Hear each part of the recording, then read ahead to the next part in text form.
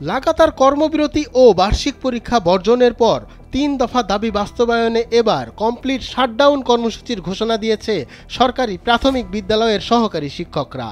বলা যায় এবার তারা তালাবদ্ধ কর্মসূচিতে যাচ্ছেন।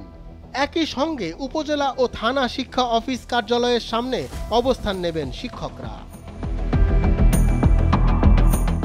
২রা ডিসেম্বর বিকালে প্রাথমিক শিক্ষক দাবি বাস্তবায়ন পরিষদের নেতারা আন্দোলনের নতুন ধাপ ঘোষণা করেন। তাদের অভিযোগ, অর্থ মন্ত্রণালয়ের বিজ্ঞপ্তিতে দেওয়া প্রতিশ্রুতি অনুযায়ী ৩ দফা দাবি বাস্তবায়নে ২২ দিনেও কোনো দৃশ্যমান অগ্রগতি হয়নি।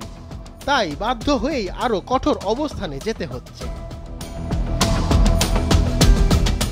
সংগঠনটির ৩ দফা দাবি হল সহকারী শিক্ষকদের বেতন স্কেল ১০ম গ্রেডে নির্ধারণ, ১০ ও ১৬ বছর পূর্তিতে উচ্চতর গ্রেড পাওয়ার জটিলতা দূর করা এবং সহকারী শিক্ষক থেকে প্রধান শিক্ষক পদে শতভাগ বিভাগীয় পদোন্নতি নিশ্চিত করা।